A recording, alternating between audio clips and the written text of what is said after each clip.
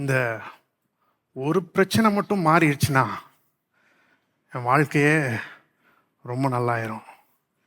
வாழ்க்கையே சூப்பராக ஆயிரும். எல்லாம் சூப்பராக ஆயிரும். இப்படி நினச்சிருக்கிறீங்களா? நான் நினச்சிருக்கிறேன். நிறைய நேரங்களில் நினச்சிருக்கிறேன். உங்களை பற்றி எனக்கு தெரியல. அது என்ன பிரச்சனையாக வேணாலும் இருக்கலாம். ஒருவேளை ஒரு வியாதியாக அது இருக்கலாம். ஒரு பண தேவை, ஒரு பொருளாதார தேவையாது இருக்கலாம். ஒரு குடும்ப சூழ்நிலையாது இருக்கலாம். இதுதான் நம்முடைய பிரச்சனை அப்படின்னு நாம் நினச்சிட்ருக்கிறோம். அது எதுவாக வேணாலும் இருக்கலாம். நீங்கள் உங்களுக்கு இருக்கிற பெரிய பிரச்சனை, இருக்கிறதுல பெரிய பிரச்சனைன்னு நீங்கள் எதை நினைக்கிறீங்களோ அதை நீங்கள் அங்கே போட்டுக்கோங்க. நம்ம என்ன நினைக்கிறோம்? இது மட்டும் மாறிடுச்சுன்னா வாழ்க்கையே மாறிடும் அப்படின்னு நினைக்கிறோம். இப்படி நினைக்கிறதுனால ஜெபத்துலேயும் என்ன செய்கிறோம்? அந்த ஒரு காரியத்தை பற்றி தான் நம்ம என்ன செய்கிறோம்? ஜெபிக்கிறோம். அதற்கு ஓவராக நம்ம கவனம் செலுத்துகிறோம். கர்த்தாவே, இந்த ஒரு பிரச்சனையை மட்டும் மாற்றி போட்டுருங்க. ரொம்பலாம் நான் உங்கள்கிட்ட கேட்கல. இன்னும் சொல்லணுன்னா வேற எதுவுமே கேட்கல. இந்த ஒரே ஒரு பிரச்சனையை மட்டும் என்ன செஞ்சிருங்க? மாற்றி போட்டுருங்க. இந்த ஒரு காரியத்தை மட்டும் சரி செஞ்சிருங்க அப்படின்னு நம்ம ஜெபிக்கிறோம். ஜெபத்துலேயும் அந்த ஒரு காரியத்தையே ரொம்ப ஃபோக்கஸ் பண்ணிட்டு இருக்கிறோம். அதிலே கவனம் செலுத்திட்டு இருக்கிறோம். அப்படி ஜெபிக்கிறதுல தப்பு இருக்குன்னு நான் சொல்லலை. ஆனால் நிறைய நேரங்களில் நம்முடைய இருக்கிறதுல பெரிய பிரச்சனைன்னு நம்ம நினைக்கிறோம் இல்லையா? அது நம்முடைய இருக்கிறதுல பெரிய பிரச்சனை கிடையாது. இருக்கீங்களா? நம்முடைய மிகப்பெரிய பிரச்சனைன்னு நாம் பொதுவாக நினைக்கிறோம் இல்லையா? அது பொதுவாக நம்முடைய மிகப்பெரிய பிரச்சனை கிடையாது.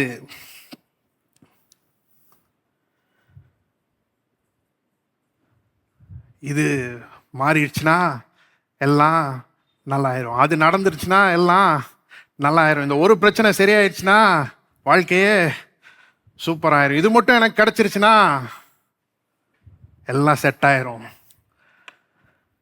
அப்படின்னு நம்ம நினச்சிட்டு இருக்கிறோம். ஆனால் அது உண்மை கிடையாது. இப்படி நம்ம நினைக்கிறப்ப சில சமயங்களில் நம்ம நினைக்கிறது கிடைக்குது. நம்ம நினைக்கிறது கிடைக்குது. நம்ம விரும்புகிற மாற்றம் வருகிறது. நம்ம எந்த பிரச்சனை மாறணும்னு நினைக்கிறோமோ அந்த பிரச்சனை மாறுகிறது. அப்படி மாற்றத்தை அனுபவித்தவங்கள்ட்ட போய் கேட்டு பாருங்க, அதுக்கப்புறம் என்ன நடந்துச்சு? உண்மையிலே உங்கள் வாழ்க்கை சூப்பர் ஆயிடுச்சா? உண்மையிலே எல்லாமே மாறிடுச்சா அப்படின்னு அவங்ககிட்ட கேட்டிங்கன்னா நிறைய நேரங்களில் அவங்க என்ன சொல்லுவாங்க? ஐயோ, அந்த பிரச்சனையை பற்றி சுத்தமாக மறந்துட்டேன். இப்போ எனக்கு இதுதான் பெரிய பிரச்சனையா இருக்குதுன்னு வேற என்னத்தையோ சொல்லுவாங்க.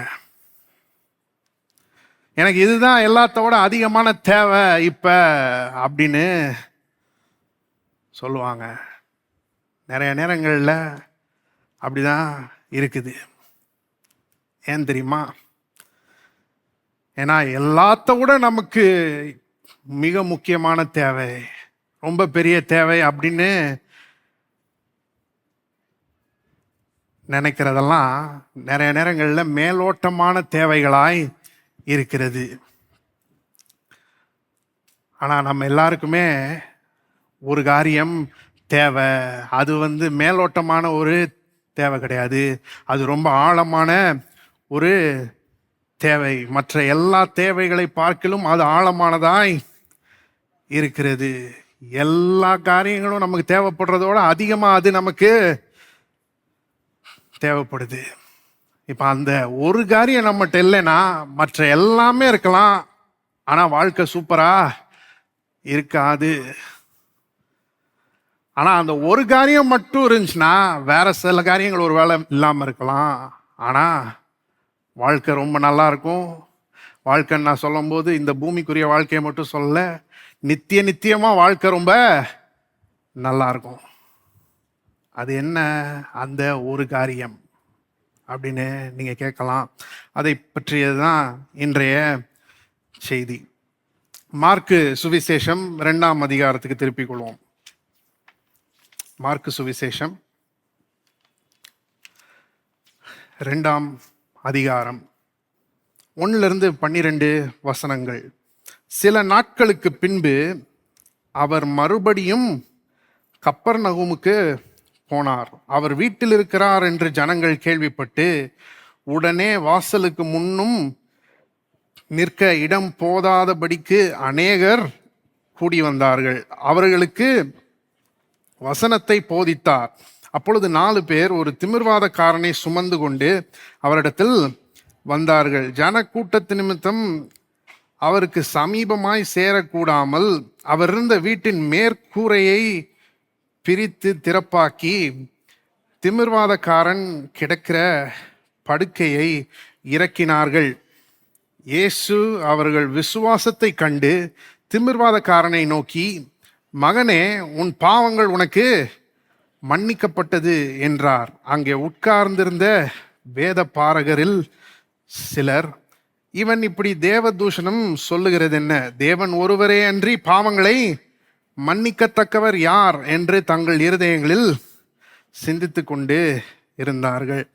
அவர்கள் தங்களுக்குள்ளே இப்படி சிந்திக்கிறார்கள் என்று இயேசு உடனே தம்முடைய ஆவியில் அறிந்து அவர்களை நோக்கி, நீங்கள் உங்கள் இருதயங்களில் இப்படி சிந்திக்கிறதென்ன?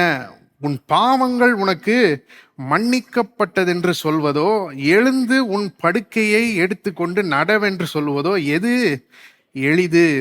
பூமியிலே பாவங்களை மன்னிக்க மனுஷகுமாரனுக்கு அதிகாரம் உண்டென்பதை நீங்கள் அறிய வேண்டும் என்று சொல்லி திமிர்வாதக்காரனை நோக்கி, நீ எழுந்து உன் படுக்கையை எடுத்துக்கொண்டு உன் வீட்டுக்கு போ என்று உனக்கு சொல்லுகிறேன் என்றார். உடனே அவன் எழுந்து தன் படுக்கையை எடுத்துக்கொண்டு எல்லாருக்கும் முன்பாக போனான். அப்பொழுது எல்லாரும் ஆச்சரியப்பட்டு, நாம் ஒரு காலம் இப்படி கண்டதில்லை என்று சொல்லி தேவனை மகிமைப்படுத்தினார்கள். இந்த சம்பவத்தை தான் நாம் இன்றைக்கு கவனிக்க போகிறோம். இப்போ 1ஆம் வசனத்தை மறுபடியும் வாசிக்கிறேன். சில நாட்களுக்கு பின்பு அவர் மறுபடியும் கப்பர்நகூமுக்கு போனார். அப்படின்னா என்ன அர்த்தம்? ஏற்கனவே அவர் கப்பர்நகூம்ல இருந்தார், ஆனால் அப்புறம் அங்கேருந்து போயிட்டார். அப்புறம் மறுபடியும் கப்பர்நகூமுக்கு போனார். அதுதான் அர்த்தம். நீங்கள் மார்க் 1ஆம் அதிகாரம் 21-38 வசனங்கள் பார்த்தீங்கன்னா, இயேசு கப்பர்நகூம்ல ஒரு அற்புதமான ஊழியத்தை செய்கிறார். ரொம்ப அற்புதமாக செய்கிறாரு. எந்த அளவுக்கு செஞ்சிடறாருன்னா, அவர் பண்ண ஊழியத்து நிமித்தமாக கலிலேயா நாடெங்கும் அவருடைய புகழ் பரவியது. எந்த அளவுக்கு சிறப்பாக செஞ்சார்னா, அவர் ஒரு ஓய்வு நாளில் அந்த ஊழியத்தை செய்கிறாரு. நீங்கள் வாசிச்சு பார்க்கலாம். மார்க் 1:21-38. ஒரு ஓய்வு நாளில் ஊழியத்தை செய்கிறாரு. அடுத்த நாள் காலையில் ஜனங்கள் எல்லாம் அவரை தேடுறாங்க. அந்த அளவுக்கு நல்லா ஊழியத்தை செஞ்சிட்டாரு. இப்போ ஜனங்கள் தேடி வராங்க. ஆனால் இவர் சொல்கிறாரு, நான் இங்கே இருக்க முடியாது, அடுத்த ஊர்களிலும் நான் என்ன செய்யணும், பிரசங்கம் பண்ண வேண்டும் அப்படின்னு சொல்லி அங்கேருந்து போய் விடுகிறார். அப்புறம் ஒரு குறிப்பிட்ட காலம் செல்லுகிறது. எவ்வளோ நாள் நமக்கு தெரியாது. அந்த குறிப்பிட்ட காலத்துக்கு பிறகு திரும்பவும் கப்பர்நகூமுக்கு இயேசு வர்றார். அப்போ இயேசு ஒன்றும் அங்கே இருக்க ஜனங்களுக்கு புதுசு கிடையாது. ஏற்கனவே அவர் யார் அப்படின்றத பற்றி அவங்களுக்கு ஓரளவு தெரியும். இப்போ அவர் வீட்டில் இருக்கிறாருன்னு ஜனங்கள் என்ன செய்கிறாங்க, கேள்விப்படுறாங்க. அவர் வீட்டில் இருக்கிறார் அப்படின்னு கேள்விப்படுறாங்க. இந்த வீடு யாருடைய வீடாக இருந்திருக்கும்னு கேட்டிங்கன்னா, சீமோன் அந்திரேயா, பேதுரு மற்றும் அந்திரேயா இவங்களுடைய வீடாக தான் இருக்கும் அப்படின்னு சொல்கிறாங்க. மார்க்கு 1:29 அந்த வீட்டை பற்றி ஏற்கனவே சொல்லப்பட்டிருக்குது. இப்போ இயேசு அங்கே இருக்கிறாருன்னு ஜனங்கள் எல்லாம் கேள்விப்படுறாங்க. அதுக்கப்புறம் என்ன நடக்குது? 2 உடனே வாசலுக்கு முன்னும் நிற்க இடம் போதாதபடிக்கு அநேகர் என்ன செஞ்சாங்க, கூடி வந்தார்கள். அவர்களுக்கு வசனத்தை போதித்தார். இயேசு இவ்வளோ அற்புதமான ஒரு ஊழியத்தை செஞ்சுட்டு நான் இருக்க முடியாதுன்னு சொல்லிட்டு வேற ஊருக்கு போயிட்டாரு. இப்போ போயிட்டு கொஞ்ச நாள் கழிச்சு திரும்ப வராரு. அவர் இருக்கிறாருன்னு கேள்விப்படுறாங்க. அப்போ இயல்பாக என்ன நடக்கும்? கூட்டம் கூடும், கூட்டம் கூடும் இல்லையா? அற்புதமான ஒரு ஊழியத்தை செஞ்சவர் திரும்ப வந்திருக்கிறார் அப்படின்னு சொல்லி அதனாலேயே கூட்டம் அங்கே கூடுது. எவ்வளோ பெரிய கூட்டம் அப்படின்னு கேட்டிங்கன்னா, வீட்டையே அந்த கூட்டம் நிரப்பிடுச்சு. வாசப்படியில் நிற்கிறது கூட இடம் இல்லை. அது மட்டும் இல்லை, வாசப்படிக்கு வெளியே அந்த குறுகிய தெருவுலையும் ஜனத்திரள் அப்படி நிரம்பி வழிஞ்சிருக்கும் அப்படின்னு சொல்கிறாங்க. இன்றைக்கு நீங்கள் எல்லாரும் ரொம்ப வசதியாக உட்காந்துருக்கிறீங்க இல்லையா? உங்களுக்கு 2 பக்கத்துலேயும் கொஞ்சம் இடம் இருக்குது, முன்னாடி பின்னாடி எல்லாம் இடம் இருக்குது. ஆனால் இயேசு இருந்த வீட்டில் அப்படிலாம் இல்லை. அப்படியே அடைச்சு நிற்குது கூட்டம். வீட்டுக்குள்ள, வீட்டு வாசப்படியில், வெளியில் எல்லா பக்கமும் ஒரே நெரிசலாக இருக்குது. கிட்டத்தட்ட இயேசுவை அந்த வீட்டுக்குள்ளே வச்சு ஜனங்கள்லாம் முற்றுகை போட்டாங்க. அந்த மாதிரி இருக்குது. இப்போ இயேசு என்ன செய்கிறாரு? 2 பாருங்க. அவர்களுக்கு வசனத்தை போதித்தார். இந்த ஜனங்கள் பிரதானமாக எதற்காக வந்தாங்கன்னு கேட்டிங்கன்னா, இவர் அற்புதம் செய்கிறவர், இவர் பிசாசை துரத்துறவர், இவர் சுகம் அளிக்கிறவர், என்னென்னு போய் பார்ப்போம் அப்படின்ற மாதிரி தான் வந்திருக்கிறாங்க. ஆனால் இவர் என்ன செய்கிறாரு? அவர்களுக்கு வசனத்தை போதித்தார். கூட்டம் நிறைய நேரம் அந்த மாதிரி காரணங்களுக்கு தான் கூடும். பார்த்துருக்குறீங்களா? ஒரு பைபிள் ஸ்டடி வச்சா எத்தனை பேர் வருவாங்க? ஒரு 100 பேர் வருவாங்க. ஆனால் அதே இது ஒரு சுகமளிக்கும் ஆராதனைன்னு வைங்க, 1000 பேர் வருவாங்க. இங்கே அப்படி நடந்திருக்கு. ஆனால் கூட்டம் கூடினோடனே இயேசு என்ன பண்ணுறாரு? அவர்களுக்கு வசனத்தை போதிக்கிறார். அவர்களுக்கு சுவிசேஷத்தை போதிக்கிறார். என்ன போதிச்சிருப்பாரு? மார்க் 1:14-15 இப்படி நாம வாசிக்கிறோம். யோவான் காவலில் வைக்கப்பட்ட பின்பு இயேசு கலிலேயாவிலே வந்து தேவனுடைய ராஜ்யத்தின் சுவிசேஷத்தை பிரசங்கித்து, காலம் நிறைவேறிற்று, தேவனுடைய ராஜ்யம் சமீபமாயிற்று, மனம் திரும்பி சுவிசேஷத்தை விசுவாசியுங்கள். இதுதான் அவர் என்ன செஞ்சிருப்பாரு? இங்கேயும் போதிச்சிருப்பாரு.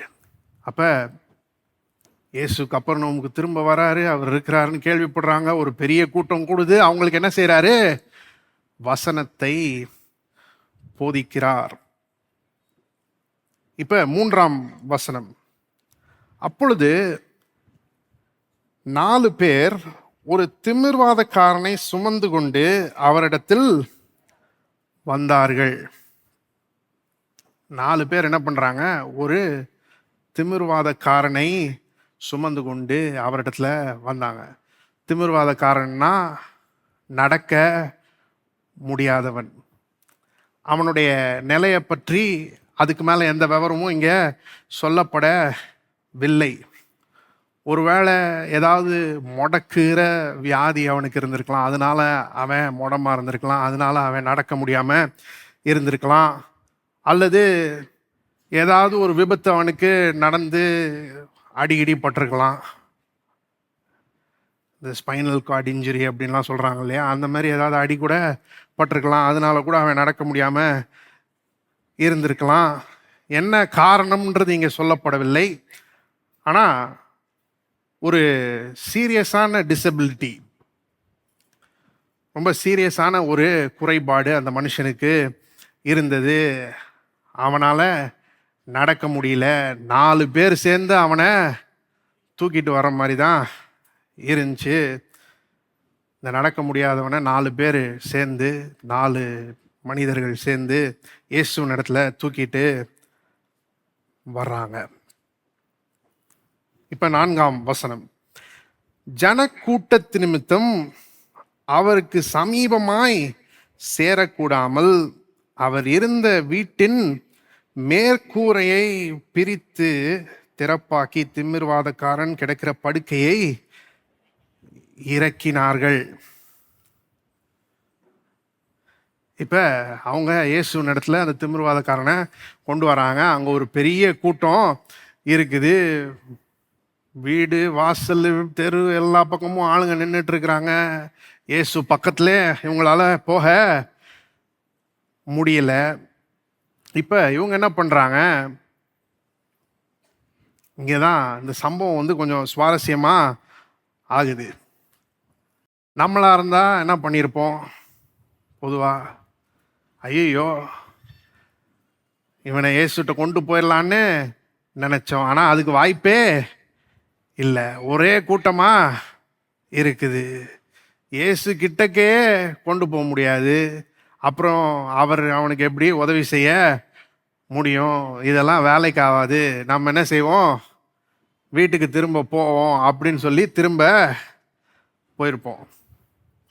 சாதாரணமாக யாராக இருந்தாலும் அப்படி தான் என்ன செஞ்சுருப்பாங்க. ஆனால் இந்த 4 பேர் வந்து சாதாரணமான ஆளுங்க இல்லை. அவங்க என்ன செய்கிறாங்கன்னு பாருங்க. அவங்க வீட்டின் மேற்கூரையை பிரித்தார்களாம். இயேசு இருந்தார் இல்லையா, அந்த வீட்டினுடைய கூரையை அவங்க பிரித்தாங்க அப்படின்னு சொல்லப்பட்டிருக்கிறது. இப்போ கூரையை பிரித்தாங்கன்னு சொல்கிறப்ப நம்ம காலத்தில் உள்ள கூரையை மனசில் வச்சுட்டு இதை நாம் என்ன செய்யக்கூடாது, வாசிக்க கூடாது. இன்றைக்கு முக்கால்வாசி வீடுகளில் கூரை எதனால் ஆனது தெரியுமா? கான்கிரீட்னால ஆனது இல்லையா? ஆனால் அந்த நாட்களில் நாம் இப்போ வீடு கட்டுறோம் இல்லையா, அந்த மாதிரி அவங்க வீடு கட்டவில்லை. கப்பர்நவும் மாதிரி கிராமங்களில், கப்பர்நவும்ன்றது ஒரு கிராமம், கலிலேயா என்கிற அந்த நாட்டில் உள்ள ஒரு கிராமம். அங்கே அந்த வீட்டின் கூரைகள்லாம் எப்படி இருக்குமா? ஃப்ளாட்டாக இருக்குமா. இன்னைக்கு வந்து நிறையா வீடுகளில் வந்து கூரை வந்து ஸ்லோப்பிங்காக இருக்கும், பல லேயர்ஸ் இருக்கும். அப்படிலாம் இருக்காது. இது வந்து வெறும் ஒரு தட்டை கூரையாக இருந்துச்சு. அந்த கூரைக்கு போகணுன்னா வீட்டுக்கு வெளியிலேயே ஒரு படிக்கட்டு இருக்குமா. அப்போ ஜனங்கள் பொதுவாக அங்கே போவாங்களாம். ஏன்னா வீட்டில் பெரிய ஜன்னல்லாம் இருக்காது, ஒரு மாதிரி வெக்கையாக இருக்கும். நல்ல காற்று வாங்குறதுக்காண்டி அங்கே போவாங்களாம். அது மட்டும் இல்லை, துணியை காய போடுறதுக்காண்டி அங்கே போவாங்களாம். நீங்கள் அப்போஸ்தலர் 10ஆம் அதிகாரம் 9ஆம் வசனத்தில் பார்த்தீங்கன்னா, பேதுரு சீமோன்னு ஒருத்தனுடைய வீட்டில் இந்த கூரை மேலே ஏறி போய் என்ன செய்கிறாரு? ஜெபம் பண்ணுகிறார். அப்போ தான் அந்த கொர்நேலியுன் வீட்டிலேருந்து ஆளுங்க வந்து பேதுருவை சந்திக்கிறாங்க. அப்போ இந்த மாதிரி காரியங்களுக்கெல்லாம் அந்த கூரையை அவர்கள் பயன்படுத்தினார்கள். இந்த கூரையை எப்படி கன்ஸ்ட்ரக்ட் பண்ணாங்க அப்படின்றதையும் சொல்கிறாங்க. எப்படி கன்ஸ்ட்ரக்ட் பண்ணாங்களாம்? 2-3 அடிக்கு ஒரு பெரிய உடன் பீம், ஒரு பெரிய மரப்பலகைய வச்சு அதுக்கு மேலே குறுக்கால பார்த்தீங்கன்னா சின்ன சின்ன மரக்கட்டைகளை அப்படியே அடுக்குவாங்களாம். இந்த சாரம் போடுறதுக்கு நம்ம பயன்படுத்துகிறோம் இல்லையா, மரக்கட்டைகள், அந்த மாதிரி கட்டைகளை பெரிய மரப்பலகைகளுக்கு குறுக்கால இப்படி அடுக்குவாங்களாம். அதுக்கு மேலே நாணல்கள், மரத்தினுடைய கிளைகள் இதெல்லாம் போடுவாங்களாம். அதுக்கு மேலே ஒரு அடிக்கு நல்ல சேரை வச்சு அதை அப்படியே இருக்குவாங்களாம். அப்படி இருக்குன்னா மேலே இருந்து என்ன செய்யாது, தண்ணி உள்ள ஒழுகாது. அப்படிதான் அந்த காலத்தில் கூரையை என்ன செஞ்சாங்க, கன்ஸ்ட்ரக்ட் பண்ணாங்க. அப்படிதான் கூரையை அவங்க கட்டினாங்க. ஒரு பிக்சர் போட சொல்கிறேன் பாருங்கள். இப்படி தான் அந்த கூரை இருந்திருக்கும் அப்படின்னு சொல்கிறாங்க. கீழே பார்த்தீங்கன்னா பெரிய மரப்பலகைகள், அதுக்கு மேலே கிராஸ் வைஸாக, குறுக்கால பார்த்தீங்கன்னா கொஞ்சம் சின்ன மர கட்டைகள், அதுக்கு மேலே நாணல்கள், இந்த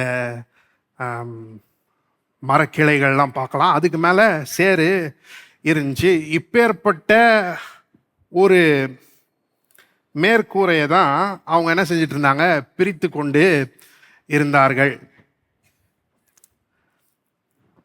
எப்படி பிரிச்சிருப்பாங்க, அங்கே அந்த மண்ணை கொஞ்சம் கொஞ்சமாக விலக்கி அது கீழே உள்ள அந்த காரியங்கள், அந்த மரக்கிளைகள், அந்த நாணல்கள் இதெல்லாம் உருவிட்டு, அதுக்கப்புறம் அந்த கட்டைகள் இருக்கு இல்லையா, சின்ன சின்ன மரக்கட்டைகள், அதில் கொஞ்சம் கட்டைகளை எடுத்துட்டு இந்த திமிர்வாதக்காரனை அவனுடைய படுக்கையோட உள்ள இறக்குற அளவுக்கு ஒரு திறப்பு உண்டாகிற வரையும் என்ன செஞ்சிருப்பாங்க, அந்த மாதிரி பண்ணியிருப்பாங்க. அவன் ஒரு படுக்கையில் படுத்திருக்கிறான் இல்லையா, அதுவும் ஒரு சாதாரண ஒரு ஏழை மனுஷனுடைய படுக்கை. அதை எப்படி செஞ்சுருப்பாங்கன்னு சொல்கிறாங்கன்னா, ஒரு பைக்குள்ள வைக்கோலை அப்படியே வச்சு அப்படி தான் செஞ்சுருப்பாங்கன்னு சொல்கிறாங்க. அது ஒன்றும் ராஜாவுடைய பல்லக்கு கிடையாது, ஒரு சாதாரண மனுஷனுடைய படுக்கை, ஒரு ஏழை மனுஷனுடைய படுக்கை. அப்போ ஒரு சின்ன ஒரு திறப்பை உண்டு பண்ணால் அவன் என்ன செஞ்சிடலாம், ஏசு இருக்கிற வீட்டில் உள்ளேயே இறக்கிடலாம். ரொம்ப ஒன்றும் கூரையை டேமேஜ் பண்ண வேண்டியதில்லை. இன்றைக்கி இருக்கிற கான்க்ரீட் கூரையெல்லாம் நீங்கள் பிரிக்கணும்னா, பிரிச்சிங்கன்னா அதை என்ன செய்ய முடியாது, சரி செய்யவே முடியாது. அந்த அளவுக்கு அது சேதமடைஞ்சிரும், ரிப்பேர் பண்ணவே முடியாது. ஆனால் அந்த கூரையை ஓரளவு என்ன செஞ்சிடலாம், ரிப்பேர் பண்ணிடலாம். அப்போ பெரிய சேதம் ஒன்றும் அவங்க பண்ணலை. ஆனால் வீட்டில் உள்ளே இருந்தவங்களுக்கு எப்படி இருந்திருக்கும்னு நீங்கள் யோசிச்சு பாருங்க. இயேசு வீட்டுக்குள்ளே இருக்கிறாரு, போதனை செஞ்சுட்டு இருக்கிறாரு. வீடே ஜனங்களால் நிறைஞ்சு இருக்குது, அவருடைய போதனையை கேட்டுக்கொண்டு இருக்கிறாங்க. 4 பேர் ஏறி அப்படியே கூரையை தோண்டிட்டு இருந்தாங்கன்னா, பிரிச்சுட்டு இருந்தாங்கன்னா எப்படி இருந்திருக்கும் யோசிச்சு பாருங்க. அப்படியே அந்த கூரையை அவங்க பிரிக்க பிரிக்க மேல இருந்து என்ன செஞ்சிருக்கும், மண் விழுந்திருக்கும், மேல இருந்து குப்பைகள்லாம் விழுந்திருக்கும், இந்த நாணல்கள், இந்த மரக்கிளைகள்லாம் விழுந்திருக்கும் இல்லையா. கீழே இருக்கிறவங்களும் இயேசுனுடைய போதனையின் மேலே கவனம் செலுத்தாமல் எதை பார்த்துட்டு இருந்திருப்பாங்க, அங்கே மேலே என்ன நடக்குது அப்படின்னு பார்த்துட்டு இருந்திருப்பாங்க. இன்னைக்கு நான் இங்கே நின்று பேசிகிட்டு இருக்கிறேன் இல்லையா, இங்கே பின்னாடி யாராவது நின்று இங்கே ஸ்டேஜில் நின்று ஏதாவது பண்ணிகிட்டே இருந்தாங்கன்னு வச்சுக்கோங்க, உங்கள் கவனம் எதன் மேலே இருக்கும், கவனம் செதறிடும் இல்லையா. இப்போ அதே போல் தான் இயேசு போதிச்சிட்ருக்கிறாரு, கண்டிப்பாக அற்புதமாக போதிச்சிட்டு இருந்திருப்பாரு. ஆனால் மேலே இவங்க பாட்டுக்கு என்ன செஞ்சிட்ருக்குறாங்க, கூரையை பிரிச்சுட்டு இருக்கிறாங்க. ஆளுங்களுடைய கவனம்லாம் பாதி இங்கே இருந்திருக்கும், பாதி அங்கே இருந்திருக்கும். என்னென்ன நடக்குது அப்படின்னு சொல்லி அதையே பார்த்துட்டு இருந்திருப்பாங்க.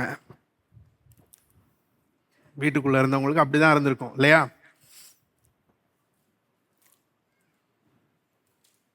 இப்போ கூரையை பிரிக்கிறாங்க. கூரையை பிரிக்கிறது, கூரையை சரி செய்யவே முடியாத அளவுக்கு ஒன்றும் சேதப்படுத்தலை. இல்லாட்டி என்ன ஆயிருக்கும்னு நினைக்கிறீங்க? வீட்டு ஓனர் போய் என்ன பண்ணியிருப்பாரு? கையோட பிடிச்சி தரன்னு இழுத்துட்டு வந்திருப்பாரு இல்லையா? அப்படிலாம் ஏன் நடக்கலைன்னா அதை சரி பண்ணிக்கலாம். ஆனால் உள்ளே இருந்தவங்களுக்கு ஒரு பெரிய ஒரு டிஸ்டர்பன்ஸ், பெரிய ஒரு தொந்தரவாய் அது இருந்திருக்கும். இவ்வளோ தொந்தரவு பண்ணி தான் அந்த 4 பேரும் என்ன செய்கிறாங்க? அந்த திமிர்வாதக்காரனை இயேசுக்கு முன்பாக இறக்குறாங்க. இப்போ இயேசு அதுக்கு எப்படி ரியாக்ட் பண்ணுறாரு? இயேசு எப்படி ரியாக்ட் பண்ணுறாரு? 5ஆம் வசனம், இயேசு அவர்கள் விசுவாசத்தை கண்டு. இயேசு என்னத்தை காண்கிறார்? விசுவாசத்தை காண்கிறார். இது என்னப்பா ஒரு பெரிய தொந்தரவா இருக்குது அப்படின்னு அவர் பார்க்கல. இந்த 4 பேர் சேர்ந்து என் பிரசங்கத்தை கெடுத்தே போட்டாங்க அப்படின்னு அவர் சொல்லலை. ஒருவேளை அவங்க கூரையை பிரிச்சுட்டு இருந்தப்ப, கூரையை தோண்டிட்டு இருந்தப்ப கொஞ்சம் மண் அவர் மேலே கூட விழுந்திருக்கலாம், கொஞ்சம் குப்பைகள் அவர் மேலே கூட விழுந்திருக்கலாம். ஆனால் அதை எதையுமே அவர் என்ன செய்யலை? கண்டுக்கவில்லை. அதை எதையுமே அவர் பொருட்படுத்தவில்லை. எதை அவர் பார்க்கிறாரு? அவர்களுடைய விசுவாசத்தை அவர் பார்க்கிறார். இந்த திமிர்வாதக்காரனுக்கு இயேசு உதவி செய்வார் என்கிற ஒரு பெரிய நிச்சயத்தோட அவங்க இருக்கிறாங்க. இயேசு கிட்ட இவனை எப்படியாவது கொண்டு போயிட்டா போதும், அவர் இவனை என்ன செஞ்சிருவாரு? சுகப்படுத்திடுவாரு அப்படின்னு அவங்க நம்புறாங்க. அவங்க விசுவாசம்தான் அவங்கள அப்படி செயல்பட வைக்குது. எப்படி செயல்பட வைக்குது? கூட்டம் இருக்கா, இயேசுக்கிட்ட போக முடியலையா, பரவாயில்ல, நான் எங்கே போகிறோம்? கூரை மேலே போகிறோம், கூரையவே பிரிக்கிறோம் அப்படின்னு அவங்கள செயல்பட வைக்குது. என்ன ஆனாலும் பரவாயில்ல, என்ன இடையூறு வந்தாலும் பரவாயில்ல, இவனை இயேசுக்கிட்ட கூட்டு போயே ஆகிறோம் அப்படின்னு இவனை என்ன செய்கிறாங்க? கூட்டு போகிறாங்க. வாசல் வழியாக கொண்டு போக முடியலையா, பரவாயில்ல, நாங்கள் எது வழியாக கொண்டு போகிறோம்? கூரை வழியாக கொண்டு போகிறோம், மேற்கூரை வழியாக கொண்டு போகிறோன்னு அவனை இயேசுவின் இடத்துல அப்படி கொண்டு வராங்க. அந்த விசுவாசத்தை தான் இயேசு என்ன செய்கிறார்? பார்க்கிறார். தொந்தரவு பார்க்கல, இப்படி பண்ணிட்டானுங்களே, என் பிரசங்கத்தை இது பண்ணிட்டானுங்களே அப்படின்லாம் பார்க்கல. என்னத்தை பார்க்குறாரு? அவர்களுடைய விசுவாசத்தை அவர் பார்க்கிறார். இப்போ அவர்களுடைய விசுவாசத்தை கண்டு திமிர்வாதக்காரனை நோக்கி சொல்றாரு. என்ன சொல்றாரு? படுக்கையை எடுத்துக்கொண்டு நடன்னு சொல்றாரா? இல்ல. என்ன சொல்றாரு? உன் பாவங்கள் உனக்கு மன்னிக்கப்பட்டது. கொஞ்சம் ஆச்சரியமா இருக்குது இல்லையா? 4 பேர் படுத்த படுக்கையா இருக்கிற ஒரு திமிர்வாதக்காரனை, நடக்க முடியாதவனை இயேசுவின் இடத்துல கொண்டு வராங்க. எதற்காக கொண்டு வராங்க? சுகத்திற்காக கொண்டு வராங்க. அதற்காக தான் அவங்க அவ்வளோ முயற்சி போடுறாங்க. முயற்சி போட்டு கூரையை பிரித்து படுக்கையோட அந்த திமிர்வாதக்காரனை கீழே இறக்குறாங்க. அப்போ அவங்க சுகத்துக்காக வந்தாங்க. ஆனால் இயேசு எதை பற்றி பேசிட்டு இருக்கிறாரு? பாவ மன்னிப்பை பற்றி பேசிக்கொண்டு இருக்கிறார். இன்னைக்கு நாம் ஒரு நாள் நினைக்கலாம், இயேசுவே அவனுக்கு தேவை பாவ மன்னிப்பு இல்லை, அவனுக்கு தேவை என்னது? சுகம். அவனுடைய பெரிய பிரச்சனை என்னது? நடக்க முடியாதுதான் அவனுடைய பெரிய பிரச்சனை. அப்போ அவனுடைய பெரிய தேவை என்னது? சுகம். சுகமாக வேண்டும், அதுதான் அவனுடைய பெரிய தேவை அப்படின்னு நாம் ஒருவேளை நினைக்கலாம். இயேசு என்னடா அவனுடைய தேவைக்கு சம்பந்தம் இல்லாத ஒரு காரியத்தை பேசிட்டு இருக்கிறாரேன்னு நாம ஒருவேளை நினைக்கலாம். ஆனா சம்பந்தம் இருக்குது. சம்பந்தம் சொல்லுங்க இருக்குது. நாம் என்னத்தை பார்க்குறோம் தெரியுமா? அந்த மனுஷனுடைய நிலைய பார்க்குறோம். ஆனால் இயேசு அதையும் தாண்டி பார்க்குறாரு. ஏன் இந்த மனுஷன் இந்த நிலையில இருக்கிறான், அவன் இப்படி இருப்பதற்கான காரணம் என்ன, அதையே அவரு பார்க்குறாரு. நாம் வெறும் அவனுடைய நிலையை தான் பார்த்துட்டு இருக்கிறோம். அதை தாண்டி இந்த நிலைக்கான காரணம் என்னன்றதே இயேசு என்ன செய்கிறாரு? பார்க்கிறார். நாம பிரச்சனையை பார்த்துட்டு இருக்கிறோம், அவர் பிரச்சனையினுடைய வேற பார்க்கிறார். பிரச்சனையுடைய வேர் என்னது தெரியுமா? பாவம். எல்லாரும் சொல்லுவோம் பாவம். அப்ப பாவத்துக்கும் வியாதிக்கும் சம்பந்தம் இருக்கா அப்படின்னு கேட்டீங்கன்னா நிச்சயமா இருக்குது. வேதம் அதை போதிக்கிறது.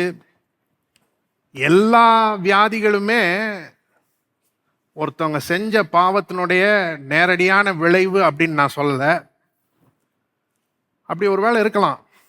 ஒரு உதாரணத்துக்கு பார்த்தீங்கன்னா, யோவான் 5ஆம் அதிகாரத்தில் இயேசு 38 வருஷமா வியாதியா இருந்த ஒருத்தனை சுகமாக்குகிறார். சுகமாக்கிட்டு அவன்கிட்ட என்ன சொல்றாரு தெரியுமா? இதோ நீ சொஸ்தமானாய், அதிக கேடானதொன்றும் உனக்கு வராதபடி இனி பாவம் செய்யாதே. இதோட மோசமா ஏதாவது உன் மேல வராதபடிக்கு நீ என்ன செய்யாத, பாவம் செய்யாத அப்படின்னு சொல்றாரு. அப்ப அந்த மாதிரி சில இடங்கள் எல்லாம் பார்த்தா ஒரு மனுஷனுடைய பாவங்கள் அவனுடைய வியாதியோட நேரடியாக சம்மந்தப்பட்டிருக்கிற மாதிரி தெரியுது. ஆனால் வேற சில இடங்களில் பார்த்தீங்கன்னா அப்படி சம்மந்தம் இல்லைன்ற மாதிரியும் நாம் பார்க்குறோம். ஒரு உதாரணம் யோவான் 9ஆம் அதிகாரம். திருப்பிக் கொள்வோம். யோவான் 9ஆம் அதிகாரம் 1ஆம் வசனத்திலிருந்து 3ஆம் வசனம் வரை. அவர் அப்புறம் போகையில் பிறவி குருடனாகிய ஒரு மனுஷனை கண்டார். அப்பொழுது அவருடைய சீஷர்கள் அவரை நோக்கி, ரபி, இவன் குருடனாய் பிறந்தது யார் செய்த பாவம்? இவன் செய்த பாவமோ இவனை பெற்றவர்கள் செய்த பாவமோ என்று கேட்டார்கள். அப்ப இயேசு நடந்து போயிட்டு இருக்கிறாரு. அப்ப பிறவியிலிருந்தே குருடனை ஒருத்தனை பார்க்குறாங்க. இவருடைய சீஷர்கள் என்ன கேட்குறாங்க? இவன் குருடனா பிறந்தது இவன் செஞ்ச பாவமான்னு கேட்குறாங்க. எப்படிப்பட்ட கேள்வின்னு பாருங்க.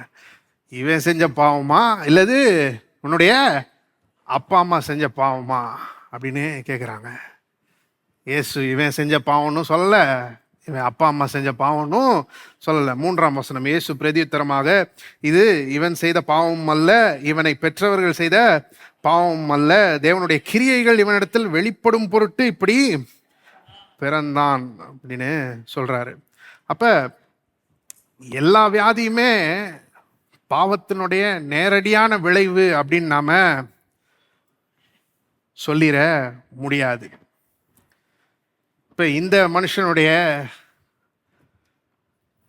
கதைக்கு வருவோம். இந்த மனுஷனை பொறுத்த வரையும், அதாவது இந்த திமிர்வாதக்காரனை பொறுத்த வரையும், அவனுடைய வியாதி அவனுடைய பாவங்களுடைய நேரடியான விளைவா இருக்கலாம்.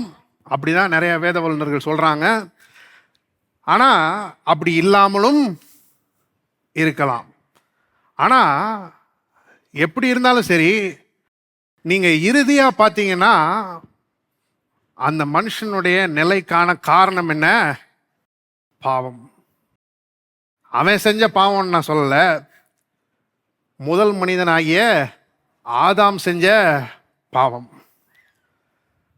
ஆதாம் பாவம் செஞ்சான். அதன் மூலமாக தான் பாவம் இந்த உலகத்துல பிரவேசிச்சிச்சு. அதனால தான் மரணமும் பிரவேசிச்சிச்சு அப்படின்னு நாம வாசிக்கிறோம். அவன் பாவம் செய்கிற வரையும் வியாதியே இல்லை இந்த உலகத்தில். உங்களுக்கு தெரியுமா? 6ஆம் நாள் தேவன் வந்து என்ன செய்கிறாரு? மனுஷனை சிருஷ்டிக்கிறாரு. 7ஆம் நாள் ஆதாம் வியாதியாய் படுத்திருந்தான் அப்படின்னு எங்கேயாவது பார்க்க முடியுமா? இல்லவே இல்லை. அவன் பாவம் செய்கிறதுக்கு முன்னாடி வியாதின்றது உலகத்திலேயே இல்லை. தேவன் ஒரு பூரணமான உலகத்தை தான் படைத்தார். வியாதியே இல்லாத ஒரு உலகத்தை தான் அவர் படைத்தார். ஆனா முதல் மனுஷன் பாவம் செஞ்ச உடனே வியாதி இந்த உலகத்துல என்ன செஞ்சிருச்சு? பிரவேசிச்சிருச்சு. அப்ப இந்த திமிர்வாதக்காரனுடைய பிரச்சனை என்னது? மேலோட்டமா பார்த்தா அவனுடைய வியாதி தான் அவனுடைய பிரச்சனை. அவனால் நடக்க முடியல அப்படின்றது தான் அவனுடைய பிரச்சனை. ஆனா அதோட ஆழமான பிரச்சனை என்ன தெரியுமா? சொல்லுங்க. பாவம் தான் ஆழமான பிரச்சனை. அப்ப அவனை உண்மையிலேயே விடுதலை ஆக்கணும்னா வெறும் அவனுக்கு சுகத்தை கொடுத்தா பத்தாது. அவனுடைய பாவங்களை என்ன செய்ய வேண்டும்? மன்னிக்க வேண்டும். அதனாலதான் இயேசு என்ன செய்யறாரு? என்ன சொல்றாரு? மகனே, உன் பாவங்கள் உனக்கு மன்னிக்கப்பட்டது அப்படின்னு சொல்றாரு. அததான் முதல்ல என்ன செய்யறாரு? டீல் பண்றாரு. அதோட தான் முதல்ல இடைப்படுகிறார். நம்ம ஒருவேளை நினைக்கலாம், இவனுடைய மிக அவசர தேவை, இவனுடைய மிக முக்கியமான தேவை என்னது? சுகம் அப்படின்னு நாம நினைக்கலாம். ஆனா இயேசு என்ன சொல்றாரு தெரியுமா? அதை விட முக்கியமான ஒன்று இருக்குது. அதை விட முக்கியமான தேவை அவனுக்கு ஒன்று இருக்கிறது. அது என்னது? பாவ மன்னிப்பு. பாவ மன்னிப்போட முக்கியமானது வேற எதுவுமே இல்லைன்னு இயேசு சொல்ற மாதிரி இருக்குது. இங்க நடக்கிற சம்பவங்களை பார்த்தா தேவனோடு ஒரு சரியான உறவுல இருக்கிறதோட முக்கியமானது எதுவுமே இல்லை அப்படின்னு இயேசு சொல்றாரு. ஒரு வார்த்தையினால அவனுடைய பாவங்கள் என்ன செய்யறாரு? அவர் மன்னிக்கிறார். ஒரு வார்த்தை சொல்லி அவனுடைய பாவங்கள் என்ன செய்கிறார்? மன்னிக்கிறார்.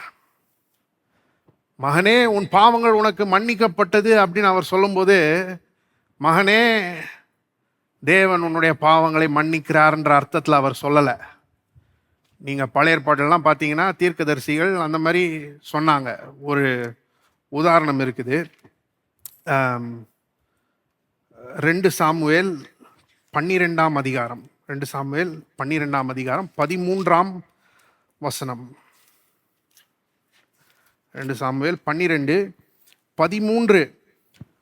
அப்பொழுது தாவீது நாத்தானிடத்தில், நான் கர்த்தருக்கு விரோதமாய் பாவம் செய்தேன் என்றான். நாத்தான் தாவீதை நோக்கி, நீ சாகாதபடிக்கு கர்த்தர் உன் பாவம் நீங்க செய்தார். இங்க வந்து அந்த தீர்க்கதரிசி சும்மா சொல்றாரு, அதை டிக்ளேர் பண்றாரு, அதை அறிவிக்கிறார். கர்த்தர் உன்னுடைய பாவத்தை நீங்க செஞ்சிட்டார் அப்படின்னு அறிவிக்கிறார். ஆனா இயேசு செய்யறது அது கிடையாது. தேவன் உன் பாவத்தை மன்னிக்கிறார்ப்பான்னு அவர் சொல்லல. அவரே என்ன செய்யறார்? அவனுடைய பாவங்களை மன்னிக்கிறார். அவரே அவனுடைய பாவங்களை மன்னிக்கிறார். இப்ப திரும்ப வருவோம் நம்முடைய பகுதிக்கு. மார்க்கு 2ஆம் அதிகாரம் 6-7 வசனங்கள். மார்க் 2:6-7 வசனங்கள். அங்கே உட்கார்ந்திருந்த வேத பாரகரில் சிலர், இவன் இப்படி தேவ தூஷணம் சொல்லுகிறது என்ன? தேவன் ஒருவரே அன்றி பாவங்களை மன்னிக்கத்தக்கவர் யார் என்று தங்கள் இருதயங்களில் சிந்தித்து கொண்டு இருந்தார்கள். இங்க பாத்தீங்கன்னா வேத பாரகர் உட்கார்ந்துட்டு இருக்கிறாங்க. எல்லாருக்கும் முன்னாடி அவங்க வந்திருப்பாங்கன்னு நினைக்கிறேன். ஏன்னா அங்கே நிற்கிறது கூட என்ன இல்லை, இடம் இல்லை. ஆனால் அவங்க முன்னாடியே வந்து உட்கார்ந்துட்டு இருக்கிறாங்க. இவங்க யாருன்னு கேட்டிங்கன்னா, பழைய ஏற்பாட்டு நியாயப்பிரமாணத்தில் வல்லுனர்கள், தேர்ந்தவர்கள், நியாய சாஸ்திரிகள், அப்படிப்பட்ட ஆளுங்க அங்கே வந்து உட்கார்ந்துருக்கிறாங்க. எதற்காக உட்கார்ந்துருக்கிறாங்க? ஒரு புது பிரசங்கியார் வந்திருக்கிறாரு, அதிகாரத்தோட போதிக்கிறாரு, பிசாசுகளை விரட்டுறாரு, வியாதியஸ்தரை சொஸ்தமாக்குறாரு அப்படின்னு கேள்விப்பட்டு இவர் யாருன்னு பார்க்கறதுக்காக வந்திருக்கிறாங்க. அப்படிதான் தெரியுது. இவங்க உட்கார்ந்துருக்காங்க. அவங்களுக்கு முன்னாடி இந்த திமிர்வாதக்காரனை பார்த்து இயேசு என்ன சொல்றாரு? மகனே, உன் பாவங்கள் உனக்கு மன்னிக்கப்பட்டது. இப்படி சொன்ன உடனே அவங்க என்ன நினைக்கிறாங்க தெரியுமா? இவன் இப்படி தேவதூஷணம் சொல்லுகிறது என்ன? இவர் வந்து தேவதூஷணம் சொல்றாரு அப்படின்னு அவங்க நினைக்கிறாங்க.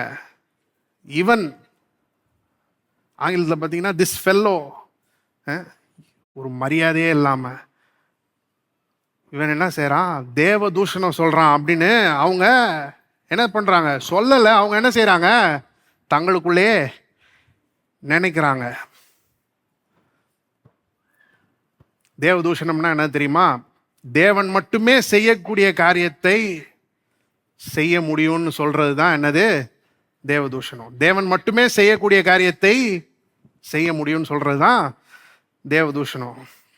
இங்க அவர் என்ன சொல்லிட்டாரு? உன் பாவங்கள் உனக்கு மன்னிக்கப்பட்டது அப்படின்னு சொல்லிட்டாரு.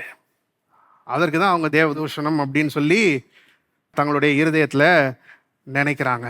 நீங்க பழைய ஏற்பாட்டில் பார்த்தீங்கன்னா, பாவ மன்னிப்பு என்பது தேவனுடைய சிறப்பம்சம், அவருடைய ப்ரெரோகேட்டிவ், அவருடைய தனி உரிமை. அது அவருக்கு மட்டுமே சொந்தம். அப்படிதான் நாம பார்க்கிறோம். ஏசாயா தீர்க்கதரிசியின் புஸ்தகம் 43ஆம் அதிகாரம். ஏசாயா தீர்க்கதரிசியின் புஸ்தகம் 43ஆம் அதிகாரம் 25வது வசனம்.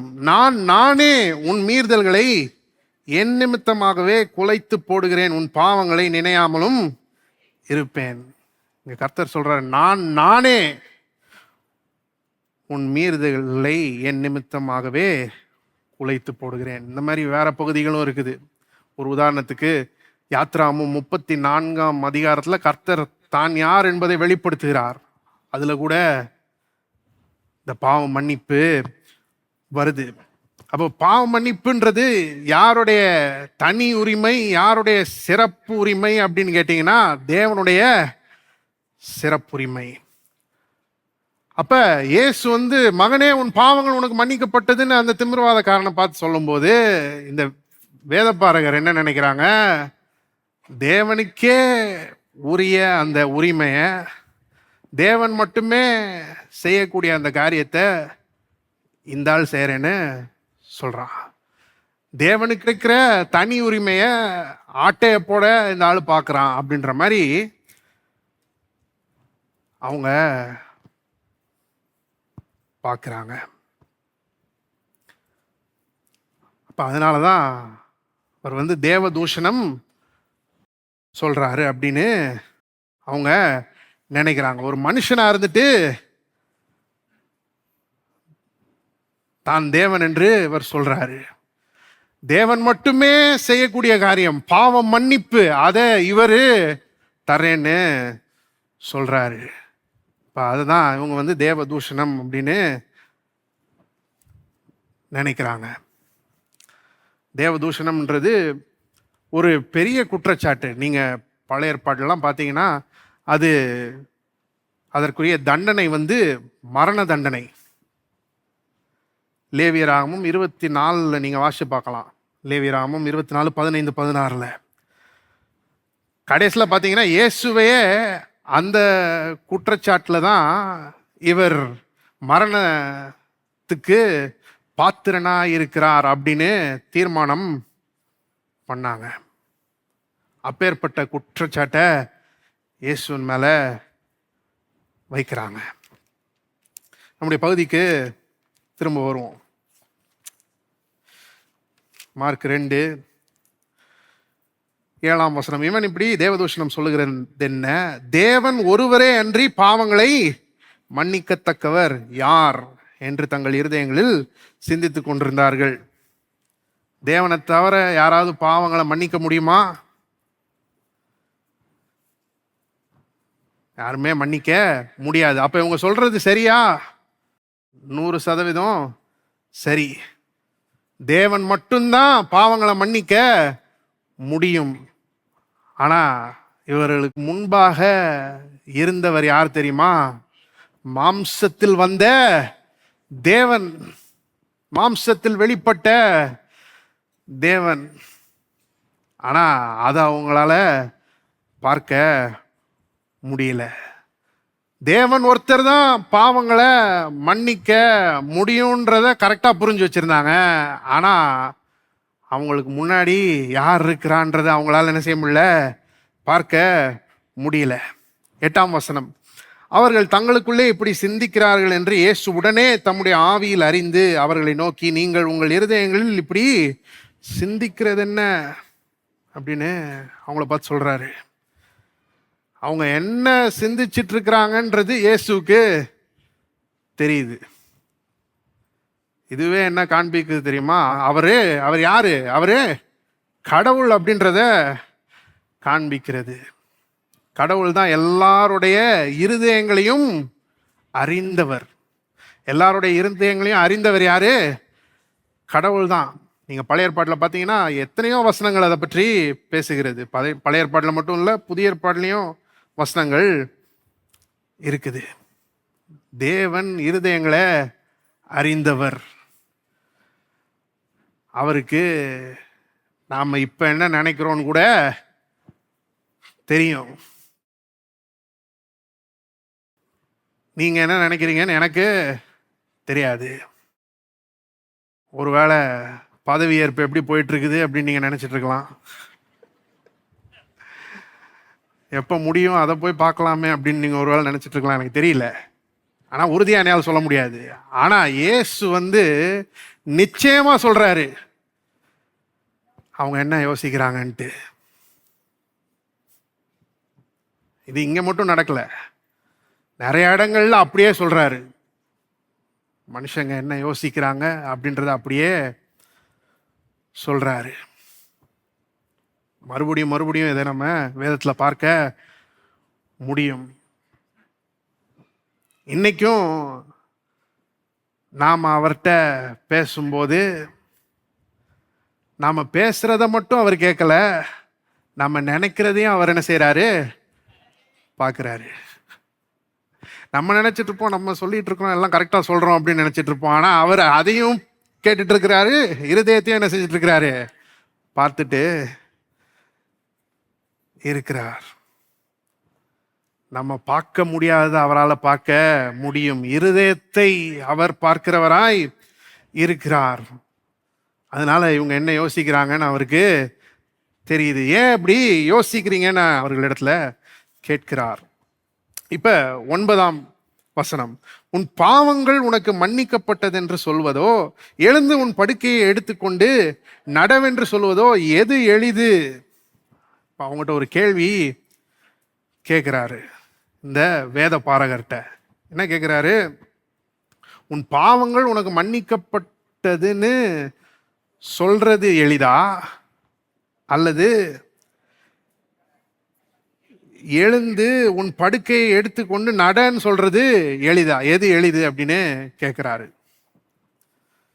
செய்யறதுக்கு எது எளிதுன்னு கேட்கல, என்ன கேட்கிறாரு? சொல்றதுக்கு எது எளிது? எப்படி சொல்றது எளிது?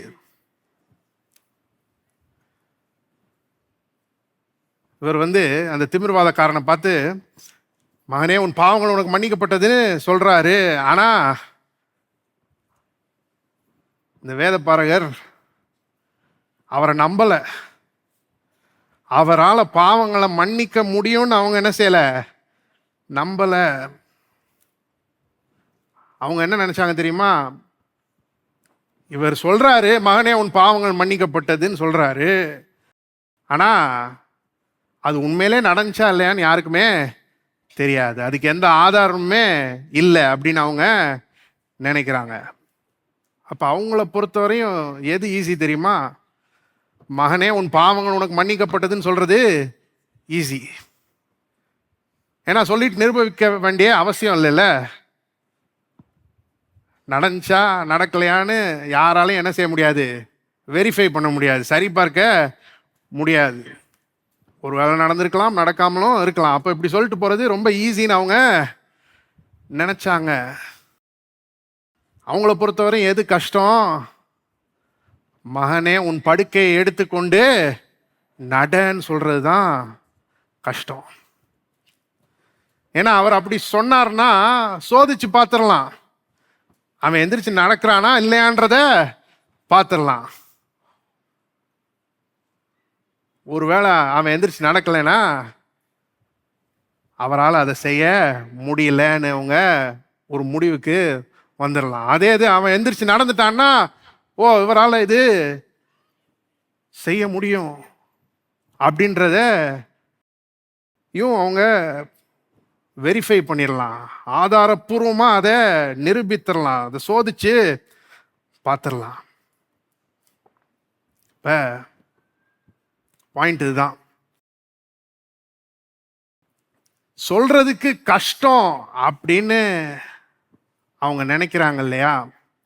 அதையே அவரால் செய்ய முடியும்னா சொல்றதுக்கு ஈஸின்னு அவங்க நினைக்கிறதையும் அவரால் என்ன செய்ய முடியும்? செய்ய முடியும். சொல்றது கஷ்டம்னு எதை நினைக்கிறாங்க? மகனே, உன் படுக்கையை எடுத்துக்கொண்டு நடன்னு சொல்றது கஷ்டம்னு நினைக்கிறாங்க. அதையே அவரால் செய்ய முடியும்னா எதையும் செய்ய முடியும்? அவனுடைய பாவங்களையும் அவரால் மன்னிக்க முடியும். வேதபாரகர் இதை தான் பார்க்க வேண்டும் என்று இயேசு விரும்புகிறார். அதுக்கு முன்னாடி அவர் பல காரியங்களை செய்தார். ஆனால் எங்கேயுமே அவர் பாவங்கள் என்ன செய்யலை?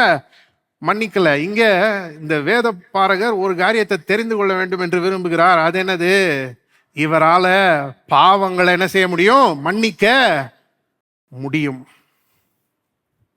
அதை அவங்க தெரிந்து கொள்ள வேண்டும். 10ஆம் வசனம், பூமியிலே பாவங்களை மன்னிக்க மனுஷகுமாரனுக்கு அதிகாரம் உண்டென்பதை நீங்கள் அறிய வேண்டும் என்று சொல்லி. அவங்க என்னத்தை அறிய வேண்டுமா? பூமியிலே பாவங்களை மன்னிக்க மனுஷகுமாரனுக்கு என்ன இருக்குது? அதிகாரம் இருக்குது அப்படின்னு அவங்க தெரிந்து கொள்ள வேண்டுமா? இயேசு தன்னையே மனுஷகுமாரன் என்று இங்க அழைக்கிறார். சுவிசேஷங்களில் பார்த்தீங்கன்னா 80 முறைக்கு மேலே தன்னையே இயேசு மனுஷகுமாரன் என்று அழைக்கிறார். இந்த மனுஷகுமாரன்றது சில புஸ்தகங்கள், எஸ்ஏகேல் தீர்க்கதரிசியின் புஸ்தகத்திலலாம் பார்த்தீங்கன்னா அது ஒரு சாதாரண மனுஷனை குறிக்கிறதற்கு பயன்படுத்தப்பட்டிருக்கிறது. ஆனால் அதே இது தானியேல் 7ஆம் அதிகாரத்துலலாம் நீங்கள் பார்த்தீங்கன்னா அது ஒரு தனித்துவம் வாய்ந்த மனிதனை பற்றி பேசுகிறது. அதிகாரம் நிறைந்த ஒரு மனிதனை பற்றி பேசுகிறது. அதை தான் இயேசு இடத்துக்கு தமக்கே அப்ளை பண்ணிக்கிறாரு. தம்மையே மனுஷகுமாரன்னு சொல்லிக்கிறாரு. மனுஷகுமாரன் அவர் சொல்லும்போது எல்லாரை போல நானும் ஒரு மனுஷன்னு சொல்லல, நான் தனித்துவம் வாய்ந்த மனுஷன்னு சொல்றாரு. நான் அதிகாரமுடைய மனுஷன்னு சொல்றாரு. எதற்கு அவருக்கு அதிகாரம் இருக்குது? பூமியிலே பாவங்களை மன்னிக்க அவருக்கு அதிகாரம் இருக்கிறது. இத அவங்க என்ன செய்ய வேண்டும்? அறிந்து கொள்ள வேண்டும்.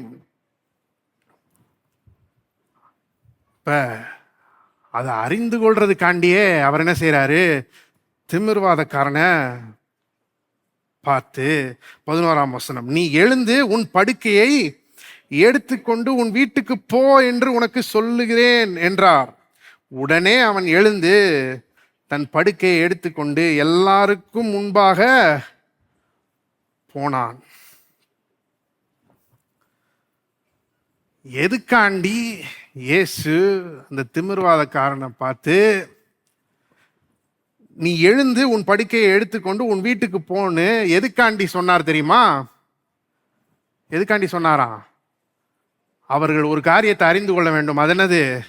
பூமியிலே பாவங்களை மன்னிக்கிறதற்கு அவருக்கு அதிகாரம் உண்டு என்பதை அவங்க என்ன செய்ய வேண்டும்? அறிந்து கொள்ள வேண்டும். அதற்காகவே இந்த திமிர்வாதக்காரனை பார்த்து, நீ எழுந்து உன் படுக்கையை எடுத்துக்கொண்டு உன் வீட்டுக்கு போ அப்படின்னு சொல்றாரு. அப்ப இங்க அந்த அற்புதம் ஒரு அடையாளமா இருக்குது. நீங்க சுவிசேஷங்கள்லாம் பார்த்தீங்கன்னா அற்புதங்கள் அடையாளங்கள் என்று அழைக்கப்படுது. அடையாளம்னா என்னது? சைன், ஒரு குறியீடு. எதையோ நோக்கி அது என்ன செய்கிறது? குறியிடுகிறது. இப்போ நீங்கள் இந்த நேரு நகர்லேருந்து ஏறினீங்கன்னு வச்சுக்கோங்க, லிவிங் வேர்ட் சர்ச் அப்படின்னு போட்டு ஒரு அம்புக்குறி போட்டு ஒரு சைன் இருக்கும். அதுதான் லிவிங் வேர்ட் சர்ச்சா? அதுதான் ஜீவ வார்த்தை ஆலயமா? அங்கே பேசாமல் உட்காந்துடலாமா? இல்லை, இங்கே போங்க, இங்கே போனீங்கன்னா ஜீவ வார்த்தை ஆலயம் வரும்னு அது என்ன செய்யுது? சொல்லுது. அதே மாதிரி தான் இந்த அற்புதமும். இந்த நடக்க முடியாதவன நீ எழுந்து உன் படுக்கை எடுத்துக்கொண்டு வீட்டுக்கு போன்னு சொல்றாரு. அவன் அப்படியே செய்யறான். அது என்னத்தை காண்பிக்கிறது? இயேசுவுக்கு பூமியிலே பாவத்தை மன்னிக்கிறதற்கான அதிகாரம் உண்டு என்பதை அது காண்பிக்கிறது. அப்புறம் என்ன நடக்குது? எல்லாரும் ஆச்சரியப்பட்டு நாம் ஒரு காலம் இப்படி கண்டதில்லை என்று சொல்லி தேவனை மகிமைப்படுத்தினார்கள். உங்க தேவனை மகிமைப்படுத்துறாங்க. ஆனா உண்மையிலே இயேசு அவங்க என்ன பார்க்கணும்னு விரும்பினாரோ அதை அவங்க என்ன செய்யல? பார்க்கல. இயேசு அவங்க என்ன பார்க்கணும்னு விரும்பினாரு? அவருக்கு பூமியிலே பாவங்களை மன்னிக்கிறதற்கு அதிகாரம் உண்டு என்பதை அவங்க பார்க்கணும்னு விரும்பினாரு. ஆனா அவங்க அதை பார்க்கல. அவங்க அற்புதத்தை பார்க்குறாங்க. சூப்பரா இருக்கு அப்படின்னு சொல்லிட்டு தேவன் என்ன செய்யறாங்க? மகிமைப்படுத்துறாங்க. நீங்க இதே சம்பவத்தை மத்தேயு சுவிசேஷத்துல பார்க்கலாம். அதுல பாருங்க ஜனங்கள் என்ன சொல்றாங்க. மத்தேயு 9ஆம் அதிகாரம் 8ஆம் வசனம். ஜனங்கள் அதை கண்டு ஆச்சரியப்பட்டு மனுஷருக்கு இப்படிப்பட்ட அதிகாரத்தை கொடுத்தவராகிய தேவனை மகிமைப்படுத்தினாங்க. இங்க இவர் என்ன பார்க்கணும்னு விரும்புறாரு? பூமியிலே பாவங்களை மன்னிக்கிறதற்கு மனுஷகுமாரனுக்கு, அதாவது தனக்கு அதிகாரம் இருக்குதுன்னு பார்க்க விரும்புறாரு. ஆனா இவங்க என்ன சொல்றாங்க? மனுஷருக்கு இப்படிப்பட்ட அதிகாரத்தை கொடுத்தவராகிய தேவனை மகிமைப்படுத்துறாங்க. இவர் தேவன் அப்படின்றத இவங்க பார்த்துட்டாங்களா? இல்ல. இவர் ஒரு மனுஷன். ஒரு மனுஷனுக்கு தேவன் இப்படிப்பட்ட அதிகாரத்தை கொடுத்திருக்கிறார் அப்படின்னு தான் பார்த்தாங்களே ஒழிய இவர் தேவன் அப்படின்றத அவங்களால பார்க்க முடியல. இவர் மனுஷகுமாரன், தனித்தன்மை வாய்ந்தவர், அதிகாரம் வாய்ந்தவர். பாவங்களை இவரால் மன்னிக்க முடியும், பாவங்களை மன்னிக்கிறதற்கு இவருக்கு அதிகாரம் உண்டு அப்படின்றத அவங்க என்ன செய்யல? பார்க்கவில்லை. அதை அவங்க என்ன செஞ்சிட்டாங்க? கோட்டை விட்டுட்டாங்க. உங்களை பற்றி என்ன, இயேசுவை பற்றி என்ன நீங்க நினைக்கிறீங்க? அவர் ஒரு நல்ல மனிதர், நல்ல வாழ்க்கைய வாழ்ந்தார், நல்ல கொள்கைகளை அவர் போதிச்சார் அப்படின்னு அதோட நிப்பாட்டிடுறீங்களா? அல்லது பூமியிலே பாவங்களை மன்னிக்கிறதற்கு அதிகாரமுடைய மனுஷகுமாரன் இவர் அப்படின்றத அறிந்திருக்கிறீங்களா? அவர் எப்படி பார்க்குறீங்க? அவர் வெறும் ஒரு அற்புதம் செய்கிறவர் இல்லை, மேலோட்டமான பிரச்சனைகளை மட்டும் சரி செய்கிறவர் இல்லை, இருக்கிறதுல ஆழமான பிரச்சனையான பாவத்தையே சரி செய்கிறவராய் இருக்கிறார். நமக்கு பாவ மன்னிப்பை கொடுக்கிறவராய் இருக்கிறார். நம்மை தேவனோடு ஒப்புரவாக்குறவராய் இருக்கிறார். இன்றைக்கு நம்முடைய மிகப்பெரிய தேவை, நம்முடைய மிக ஆழமான தேவை என்னதுதான்? பாவ மன்னிப்பு. மேலோட்டமா பார்க்கும்போது நமக்கு 1008 பிரச்சனைகள் இருக்கலாம். அந்த திமிர்வாதக்காரனுக்கு என்ன பிரச்சனை இருந்துச்சு? அவனால் நடக்க முடியல. ஒருவேளை இங்கே இருக்கவங்களுக்கு ஒரு கடன் பிரச்சனையாக இருக்கலாம், அல்லது ஒரு குடும்ப பிரச்சனையாக இருக்கலாம். மேலோட்டமாக பார்க்கும்போது 1008 வெவ்வேறு பிரச்சனைகள் இருக்குது. ஆனால் உண்மையான பிரச்சனை என்ன தெரியுமா? நாம் எல்லாருமே பாவிகள், நாம் எல்லாருமே தேவனுடைய சத்துருக்களாய் இருக்கிறோம். அது சரி செய்யப்படுகிற வரையும் மற்ற எல்லா பிரச்சனையும் சரியாக்கிட்டாலும் வாழ்க்கை நல்லா இருக்காது.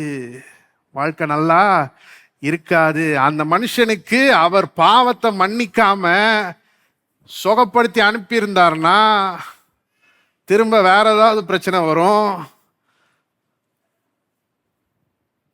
அதில் அவன் சோர்ந்து போவான். அப்படியே தான் வாழ்க்கை போயிட்டு இருக்கும். ஆனால் பாவம் மன்னிப்ப அவனுக்கு கொடுத்ததுனால வாழ்க்கையே மாறிடும். ஏன்னா அதுதான் வேறான பிரச்சனை. அது சரியாயிடுச்சுன்னா மற்ற எல்லா பிரச்சனைகளும் சரியாயிரும். இருக்கீங்களா? இப்போ இதுதான் மிக முக்கியமான ஆசீர்வாதம். நம்ம அதை பற்றி எப்படி யோசிக்கிறோம்? நிறைய நேரங்களில் அதை ஒரு சாதாரணமான காரியமாக நினைக்கிறோம். பாவம் மன்னிப்பா, போர், இது இதை ஒரு மணி நேரம் உட்காந்து கேட்கணுமா அப்படின்னு நம்ம நினைக்கிறோம். ரொம்ப மலிவான ஒரு காரியமாக அதை நாம் நினைக்கிறோம். ஆனால் நாம் பெற்றுக்கொள்ளக்கூடிய இருக்கிறதுல சிறந்த காரியம் என்ன தெரியுமா? அதுதான் பாவ மன்னிப்பு. அதன் அடிப்படையில் தான் தேவன் நமக்கு மற்ற எல்லா ஆசீர்வாதங்களையும் கொடுக்க முடியும். அது ரொம்ப அடிப்படையான ஆசீர்வாதமா இருக்குது. உங்களுடைய பாவங்கள் மன்னிக்கப்பட்டிருக்கிறதா? தேவனோடு நீங்க ஒப்புரவாயிருக்கிறீங்களா? அப்படின்னா உங்களை பார்த்து நான் சொல்றேன், உங்க வாழ்க்கை ஏற்கனவே சூப்பராக தான் இருக்கு. இனிமே சூப்பராக போகுது. இல்லை, ஏற்கனவே சூப்பராக தான் இருக்கு உங்க வாழ்க்கை. உங்களால் பார்க்க முடியல, உங்களுடைய மனக்கண்கள் அதை பார்க்க முடியல. நீங்க ஆசீர்வதிக்கப்பட்டவர்களா இருக்கிறீங்க. வாசிக்கலாம். ரோமர் 4ஆம் அதிகாரம் 6 8 வசனங்கள். ரோமர் 4ஆம் அதிகாரம் 6 8 வசனங்கள். அந்தப்படி கிரியைகள் இல்லாமல் தேவனாலே நீதிமான் எனப்படுகிற மனுஷனுடைய பாக்கியத்தை காண்பிக்கும் பொருட்டு எவர்களுடைய அக்கிரமங்கள் மன்னிக்கப்பட்டதோ, எவர்களுடைய பாவங்கள் மூடப்பட்டதோ அவர்கள் பாக்கியவான்கள். எவனுடைய பாவத்தை கர்த்தர் எண்ணாதிருக்கிறாரோ அவன் பாக்கியவான் என்று தாவீது சொல்லி இருக்கிறார். பாக்கியவான் என்ன தெரியுமா? ஆசீர்வதிக்கப்பட்டவர்கள். ஏற்கனவே நீங்க ஆசீர்வதிக்கப்பட்டவர்கள். பாவ மன்னிப்பை பெற்றிருக்கிறீங்களா? இயேசு விசுவாசிச்சு அதனால பாவ மன்னிப்பை பெற்றிருக்கிறீங்களா? நீங்க ஏற்கனவே ஆசீர்வதிக்கப்பட்டவர்கள். மேலோட்டமா சில ஆசீர்வாதங்கள் ஒருவேளை இன்றைக்கு இல்லாம இருக்கலாம், ஆனா அதெல்லாம் வந்துடும். தேவன் அதையெல்லாம் கூட கொடுப்பார். நீங்க கேட்காமலே நிறைய நேரங்கள்ல கொடுப்பார். இப்ப இன்றைக்கு ஒரு உறுதியோட போங்க. இந்த ஆசீர்வாதத்தை பெற்றிருக்கிறீங்களா அப்படின்ற ஒரு நிச்சயத்தோட போங்க. ஒருவேளை பெறலைன்னா இன்றைக்கே நீங்கள் இயேசுவை பார்த்து கேட்கலாம், இயேசுவே என்னுடைய பாவங்களை மன்னியும்னு. பூமியிலே பாவங்களை மன்னிக்கிறதற்கு இயேசுக்கு என்ன இருக்குது? அதிகாரம் இருக்குது. உங்களுக்கு இருக்க மிக பெரிய பிரச்சனையை அவரால் சரி செய்ய முடியும். மிக ஆழமான பிரச்சனையை அவரால் சரி செய்ய முடியும். உங்களுக்கு பாவம் மன்னிப்பை கொடுக்க முடியும். அதன் அடிப்படையில் எல்லா ஆசீர்வாதங்களையும் உங்களுக்கு அவர் கொடுக்க முடியும். கர்த்தர் உங்களை ஆசீர்வதிப்பார்.